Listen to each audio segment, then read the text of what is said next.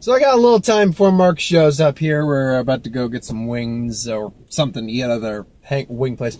Overboard. Now, I didn't see the original Overboard. I haven't seen the original Overboard. I really should. I hear it's a pretty decent flick. I know it starred Kurt Russell, and I believe the roles were reversed, where he was the one, he wasn't the rich one. It was the woman who was the rich, elitist snob, just spoiled brat. And this one, it's Anna Faris, who's the one who... she's not the rich spoiled brat. I don't know the actor's name, unfortunately. It's a rags to riches tale, as they like to say in front of the Cinemark opening. I was like, it's a rags to riches tale starring Anna Faris and you, and, you know, you fall off a lot of your head, but you're actually the son of a billionaire. It's like, oh, that's right. So yeah. And I was going into the movie thinking, all right, this is just going to be another comedy, throwaway comedy. And you know what? I actually enjoyed myself in the movie. It wasn't amazing. I wasn't laughing my ass off or anything like that. There was definitely moments I was laughing like, there were some funny moments in there. Absolutely. But actually, more than anything, it actually had a really nice heart to it. There was a really good sense of, like, you actually kind of felt the chemistry develop. Not that the chemistry was there, that how the chemistry developed with these characters. How originally he's still kind of himself. He's basically himself, but without his memory, so he doesn't actually know who he is. So he's basically a spoiled brat and all that. But he develops an understanding, respect for the working man. And he falls in love with this average, hard-working single mom with her kids, and the kids love him. And it goes about, I don't know how the original one. I'm assuming it went pretty similar. It goes about as you expect. I mean, you're going to get the liar revealed part, and then they'll get together in the end. So that's all pretty, standard. Honestly, the thing that stood out to me more than anything was the supporting. Not to say Anna Faris isn't bad. She's great. Anna Faris is fine. Well, not great in the movie. Anna Faris is great overall. She's fine in the movie. The actor playing Leonardo, I can't remember his name, Montegamro or something like that. Montgomery or something. Basically, the guy loses his memory. I actually liked him a lot, particularly because even when he's a complete ass, he had a charm about him. And he was a complete ass in the beginning, but he had a charm about him.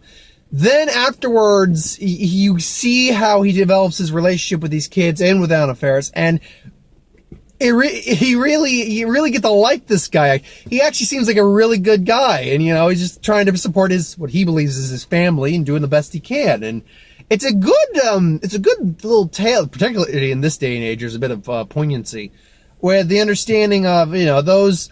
And I live with the understanding there are plenty of rich people or wealthy people who are actually very good people, donate, help out communities, and still live their wealthy lives. I understand that completely, but let's not mince words. There are plenty of people. There are also people just like this guy out here, just like this guy out there, who are just complete self-absorbed snobs with their own money and just think, screw the commoners. I don't have to deal with that. I don't want to deal with that. I'm just gonna live my shallow life and love my shallow life. So yeah, so it's a good little commentary on that, because he gets to finally see how the other half lives, and coming back when he gets his memory back, he actually developed an understanding from that. But yeah, worked for me. Honestly, where this movie stood out was its supporting cast. The girls are really good, particularly the youngest one's like, Mommy, what's a pervert? It's nothing. It's nothing. Can I have one? It's like, yeah, I never get to have anything. It's like, okay, yeah. I think it's Eva Longoria plays her friend. I think that's Eva Longoria. She looked familiar, man. I think that's who I think it was. I could be wrong. She's actually pretty funny. And her husband, Bob, he stole the show whenever he was talking. I loved Bob. I think that was his name, Bobby. Oh damn it, I don't know the actor's name. He played Donovan, is that his name? Basically the brother in The Mummy, and he was in Spartacus. Shows up from here to there. I loved him because he's just, he's like, are you saying something? I don't know. Am I saying something? I don't know. Are you declaring something? I don't know, but just understand, I'm Scottish, so I could say this all day. He's great because, and he shows up at the end because, basically, he gives up his wealth for Anna Faris and the kids to be with them. And he comes back and is like, I was wondering if you need a Scottish nanny. And it's like, but we couldn't afford you. It's like, well, actually you can. See, Sophia wanted me to come here and give you the deed to your yacht because it was technically a birthday present. Then I could sell it. It's like, what's it worth? It's like, it's gotta be worth, let's say, about $60 million. 60 million pesos? No, mom, dollars. And you see, look at her, it's like, hey, like, yeah, imagine you're in that scenario where you were rich, came poor, were rich again, gave it up to be with a woman you loved or man you loved. And you're like, okay, I'm cool at being the working poor with my family. And then your old basically attendant comes in, the guy you're actually cool with. And he just says, yeah, actually, you technically still own a boat that's worth $60 million. You can sell that bad boy if you want.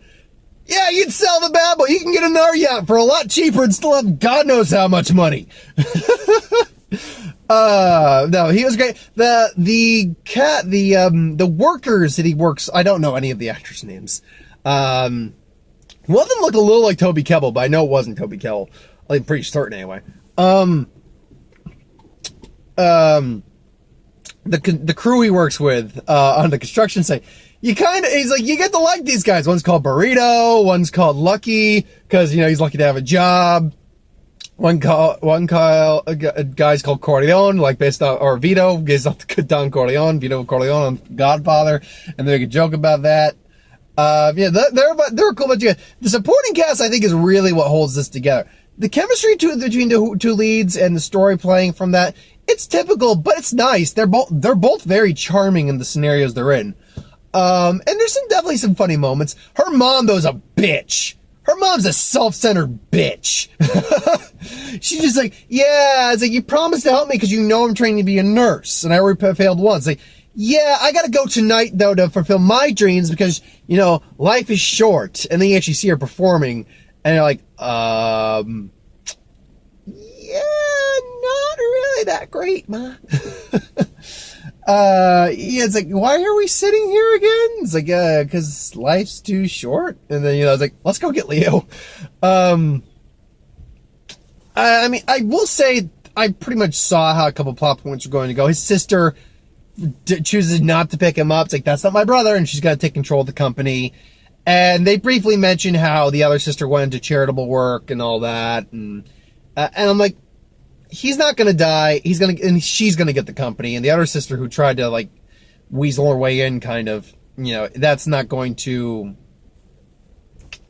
that's not going to pan out, and it doesn't pan out and all that. So, I mean, it's predictable, particularly if you've seen the first one. I'm guessing the first one follows a lot, not all of them, mind you, but a lot of the same tropes. So, it's predictable, but it's entertaining. That's the thing I got out of this morning thing. It was an entertaining little film. I enjoyed it. I'll give it a 6 out of, maybe, I'll even go a 6.5 out of 10.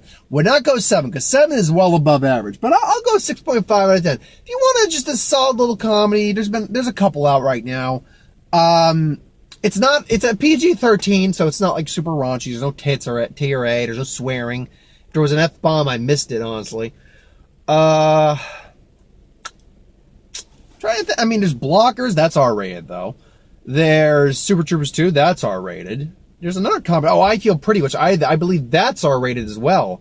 So actually, if you want a nice little rom-com, romantic comedy. Rom-com, PG-13 film, a nice little date movie, honestly, take your significant other to this. You'll have a nice little time. It's not amazing, but if you've already seen Infinity War as many times as you're gonna see Infinity War, or Ready Player One, or Super Troopers 2, or Rampage. And let's be clear, I liked all those movies. I very much liked a couple of them. Or Black Panther. I very much liked Black Panther. I had fun with Rampage. It's bad, but in a good way. Except for the last 20 minutes. The last 20 minutes are pure cinematic gold. No, if you've seen all like the super big blockbusters or whatnot, this is a nice little movie to take your significant other to. You'd have a good time, I think. I mean, I can remember a couple of the trailers I got. I got, that Adrift, which is based off a true story. And I think, if I don't remember correctly, at least one of them died in the true story. So if they're gonna go one way or the other, we'll see. Wow, I didn't have my, Notebook on me today. Normally I can remember because I've gotten that Darkest Mind thing, you know, I got reminded to like I Am Number 4, getting a little Allegiant in there, Hunger Games, don't forget the X-Men. I don't know what to think of that movie. I really don't. I don't know, maybe it will be okay, but I'm just getting a bad young adults vibe off, a young adults film off that. But who knows? Maybe it'll be all right. We'll see what's coming out that weekend. Because I believe it's in August, and like the Meg comes out in August. I'm seeing the Meg, no doubt. I'm seeing Jason Statham punch a megalodon in the face. You better believe it. And I'm gonna turn you with a Jason Statham's seafood edition. For the Jason Statham jokes. Actually, we never did a review for the movie Safe with Jason Statham, but me, Ian, and Mark really liked that movie. Oh no, I referred to him by name. Spoilers, that is the powers that be, as I've referred to him in other movies or other reviews. But we never did a review for that. But that joke came again in the Sausage Party review. Jason Statham eats a sandwich. No, you know me, Jason Statham, and you know I can't get through the day without my Jason Statham's. I actually want to see him now plug a product called Jason Statham's. I really do. We didn't get that trailer, by the way. I'm trying to remember. Little Feet. Basically, Abominable Snowmen's is an animated movie, and Chan voiced the lead one, and they run across humans, which is legend to them, are the Little Feet. Or Littlefoot! And then he goes and he just comes down to the hills like to say hi to Littlefoot. To prove to his whole town that, they exist! And he apparently, we just hear like, rah, rah, rah. It doesn't occur to him, apparently, that they're much bigger than we are. Like, here's the person, here's him. It doesn't occur to him that he's twice the guy's size and might be scary to him. Even though he's apparently more afraid of you than he is of him. I call a bull on that, but whatever. Also, Hotel Castle, Transylvania 2.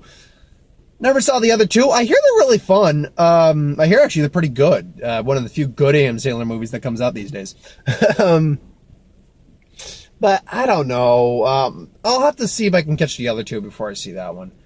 Trying to think if there's anything else that I saw before Mark gets here. Mark's still not here yet, so I've got a couple more minutes.